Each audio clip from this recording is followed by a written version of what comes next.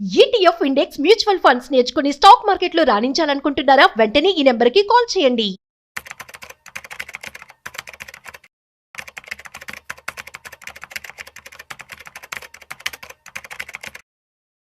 నమస్తే, welcome back to Suman T. Present మనతో పాటు stock market analyst Sundararam Reddy గారు. నమస్తే సార్. నమస్తే మ్యామ్. సార్, రీసెంట్ గా వైజాగ్ లో మనకి గూగుల్ డేటా సెంటర్ ఏర్పాటు చేయడం జరిగింది. మరి Yeah. చూసుకుంటే 22 crore సబ్సిడీ పెట్టి 25% డిస్కౌంట్ ల్యాండ్ అండ్ వాటర్ పైన, మరి 100% ఎస్జిసిటీ రియంబర్స్మెంట్ ఇచ్చుకుంటూ వైజాగ్ లో పెట్టడం అనేది అసలు ఎంతవరకు కరెక్ట్ అంటారు? దానివల్ల బెనిఫిట్స్ ఏంటి అంటారు? యా సో 22,000 కోట్ల వరకు కోట్లు. సబ్సిడీస్ ఇచ్చారండి వాళ్ళు. And 100% SGST tax reimbursement and land Land, water. Water వీటన్నిటికి కూడా ఎగ్జామ్షన్ ఇచ్చేసారు ఎంతకంత. ఇవాళ రేపట్లో బిజినెస్లు రావటం అనేది అంత ఈజీ ఏం కాదండి. బేసిక్గా మనం అది ఎందుకు ఇచ్చారు అనే బదులు ఇప్పుడు హైటీ సిటీ కనుక అప్పట్లో లేకపోయి ఉంటే ఇంత పెద్ద ఎకో సిస్టమ్ హైదరాబాద్కి వచ్చేది కాదు. ఇవాళ మైక్రోసాఫ్ట్ గూగుల్ ఈ రోజు మనం మాట్లాడుతున్నాం. ఒకసారి ఎస్టాబ్లిష్ అయిన తర్వాత రావటం వేరు, అసలు ఎలాంటి ఇన్ఫ్రాస్ట్రక్చర్ లేనప్పుడు రావటం వేరు అనమాట. అందుకని ఒక ఎంటర్ప్రినర్స్ కొత్త ప్లేస్కి అంత ఈజీగా పోరండి. ఇప్పుడు కోటికి వెళ్ళామనుకోండి, బ్యాంక్ బజార్ అంటారు, బ్యాంకులు మొత్తం ఒకే ప్లేస్కి వస్తాయి, కానీ ఫస్ట్ బ్యాంక్ అంత ఈజీగా రాదండి. లోకల్స్ ఎంతో మోటివ్ చేస్తేనే వస్తారు.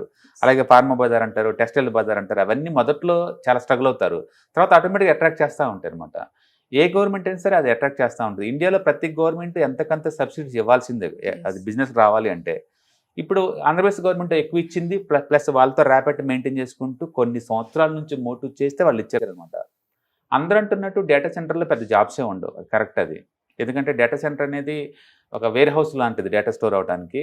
అందరూ అంటున్నట్టు కోడింగ్ జాబ్స్ పెద్ద వేల కొద్ది జాబ్స్ క్రియేట్ అవ్వవు, కానీ అది ఉండటం వల్ల ఏంటంటే కొత్త ఇన్ఫ్రాస్ట్రక్చర్ క్రియేట్ అవుద్ది. ముందు రోజుల్లో మొత్తం ఆర్టిఫిషియల్ ఇంటెలిజెన్స్ సంబంధించిన టెక్నాలజీ చుట్టూ రన్ అవుతుందండి.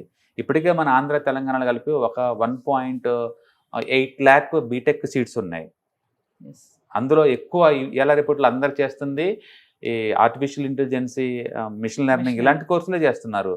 ఇలాంటి వాటికి జాబులు దొరికే ఛాన్స్ దొరుకుతుంది మన దగ్గర లోకల్గానే. అండ్ ఇప్పుడు గూగుల్లో పెట్టే దాంట్లో గూగుల్ ప్లస్ అదాని వాళ్ళు అనమాట, వాళ్ళు ఇన్ఫ్రాస్ట్రక్చర్ వాళ్ళు రెన్యూబుల్ ఎనర్జీ అందిస్తున్నారు వాళ్ళు, ప్లస్ భారత్ ఎయిర్టెల్ నెట్వర్క్ అందిస్తున్నారు. అంటే ఇండియాలోని ఎంటర్ప్రీనర్స్ అందరూ ఒక ప్లాట్ఫామ్కి వచ్చి మరి దాన్ని బిల్డప్ చేస్తున్నారు. గూగుల్ ఒకటే కాదు, ఇందులో మొత్తం వాళ్ళు పెట్టి 1.2 lakhs crore అదాని వాళ్ళు ఇన్వాల్వ్ అయ్యారు, అండ్ భారత్ ఎయిర్టెల్లో ఇన్వాల్వ్ అయ్యారు. దీంతో పాటు ఇంకా బోల్డ్ అండ్ జాబ్స్ క్రియేట్ అవుతాయండి, ఒక గూగుల్ నుంచి వచ్చే జాబ్స్ కాదు. ఇప్పుడు పవర్ అండ్ ఇన్ఫ్రాస్ట్రక్చర్ చూసామనుకోండి, అంటే పవర్ ట్రాన్స్మిషన్ కంపెనీకి జాబులు దొరుకుతాయి, పవర్ ఎలక్ట్రికల్ డిస్ట్రిబ్యూషన్ దొరుకుతుంది, అండ్ పవర్ బ్యాకప్ కంపెనీస్కి, అండ్ రెన్యూవల్ ఎనర్జీ వాటికి దొరుకుతుంది.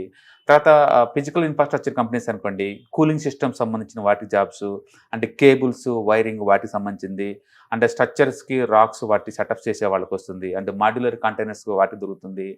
అలాగే డీసీ సిస్టమ్స్ అండ్ ఇంటిగ్రేషన్ వాటికి దొరుకుతుంది, అండ్ ఆపరేషనల్ కనెక్టివిటీ దొరుకుతుంది, క్లౌడ్ కంప్యూటింగ్ వస్తాయి. ఇక ముందు రోజుల్లో ఏఐ ద్వారా స్టార్టప్ కంపెనీస్ ఏఐతో ఉన్నాయి మొత్తం ఆ ప్లేస్కి వచ్చే ఛాన్స్ ఉంది. ఇది ఒక ఎకో సిస్టమ్, ఇది ఒక కంపెనీ కాదు, అది ఒక కంపెనీ కాదండి, ఒక ఎకో సిస్టమ్.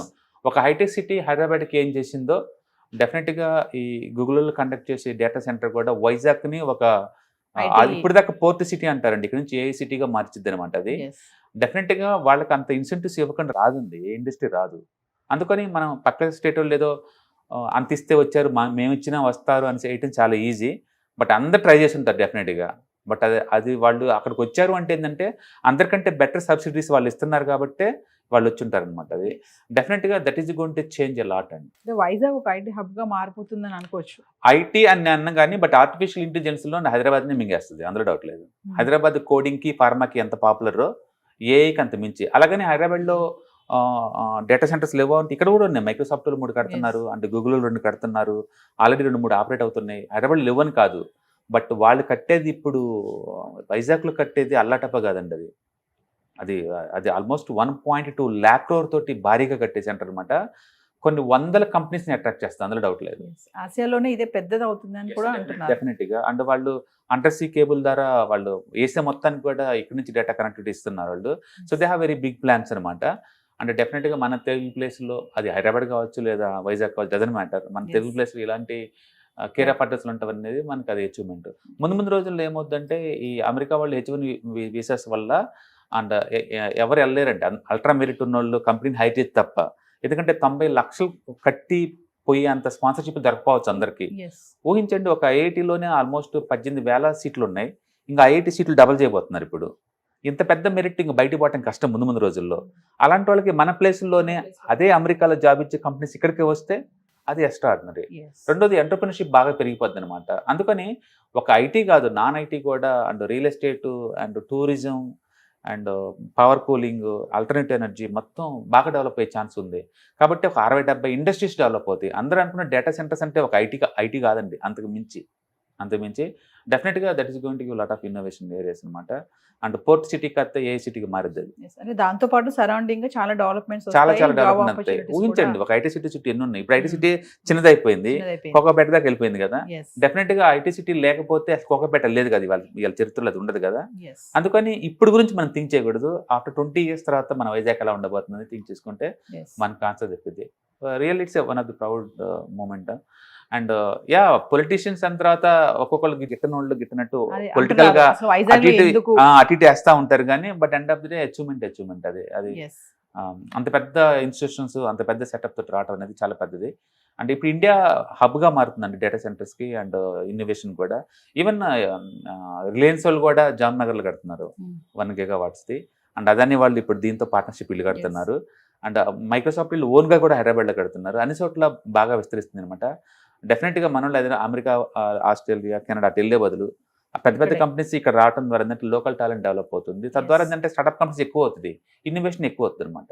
డెఫినెట్గా దట్స్ గుడ్. అప్కమింగ్ ఫ్రెషర్స్ ఎవరైతే ఉంటారో వాళ్ళకి ఇట్స్ గుడ్ న్యూస్ అనుకోవచ్చు. ఉంటుంది డెఫినెట్గా. వైజాగ్ చుట్టుపక్కల బీటెక్, ఏఐ కాలేజెస్ కి డెఫినెట్గా ఆపర్చునిటీ క్రియేట్ అవుతుంది కదా, మంచి జాబ్లు దొరుకుతాయి కదా. అంటే స్టార్ట్అప్ కంపెనీస్ ఇక్కడే ఉండి వర్క్ చేస్తుంటాయి. మనం ఎక్కువసార్లు అమెరికా అంటాం కానీ ఇప్పుడు చెన్నైలో ఐఫోన్ టారెస్ ఫ్యాక్టరీలో ఆల్మోస్ట్ ఒక 15,000 మంది గర్ల్స్ పనిచేస్తూ ఉంటారు, లేడీసే. వాళ్ళకి యావరేజ్ శాలరీ 20-25,000 అండి. అదే శాలరీ అమెరికా పోయి ఇవ్వాలంటే 2.5 lakh 3 lakh ఇవ్వాలి. అందుకని ఫ్యూచర్లో ఆ కంపెనీస్ అని ఇక్కడికే వస్తాయండి, కేర్ ఆఫ్ అడ్రస్ ఈ కంపెనీలు వచ్చినట్టే. ఇక్కడ మన లోకల్ కాబట్టి ఈవెన్ తక్కువ శాలరీలు ఇచ్చినా సరే మన కంఫర్ట్ అనమాట. కాబట్టి వైజాగ్ చుట్టుపక్కల ఉన్న ఇంజనీరింగ్ కాలేజీలకి డెఫినెట్గా అది ఎడ్జ్, అందులో డౌట్ లేదు. ఇప్పటికే వైజాగ్ అనేది ఎడ్యుకేషనల్ హబ్. దీని ద్వారా ఏంటంటే ఎంటర్‌ప్రెన్యూర్ హబ్ కూడా మారిద్ది. దానికి తగ్గట్టుగానే కొత్త డిజైన్ అవుతాయి. ఇంకా లోకల్ లాంగ్వేజెస్లో బోల్డ్ అని టెక్నాలజీ డెవలప్ అవుతూ ఉంటుంది. డెఫినెట్గా ఇది బిగ్ అచీవ్మెంట్, అందులో డౌట్ లేదు. Thank you. హాయ్, నేను మీ సుందర రామిరెడ్డి. ఈ వాలటిలిటీ మార్కెట్లో మనీ ఎలా మేక్ చేయాలని ఆలోచిస్తున్నారా? అంటే స్టాక్ మార్కెట్ బాగా బ్లీడ్ అవుతున్న ఈ టైంలో పోర్ట్ఫోలియోస్ అన్ని కూడా బ్లీడ్ అవుతున్నాయా? అండ్ ఈ వాలటిలిటీని ఎలా హ్యాండిల్ చేయాలి, లాంగ్ టర్మ్లో మంచి పోర్ట్ఫోలియో ఎలా బిల్డప్ చేయాలో ఆలోచిస్తున్నారా? అలాంటి వాళ్ళ కోసమే ఈ వెబినార్. రాబోయే ETFs, index funds and mutual funds వెబినార్లో పార్టిసిపేట్ చేయండి. మీ నాలెడ్జ్ పెంచుకొని రిస్క్ని మినిమైజ్ చేసుకోండి. స్టాక్ మార్కెట్లో ఉన్న ఇలాంటి వాలటిలిటీని ఎలా హ్యాండిల్ చేయాలో తెలుసుకోండి. Thank you.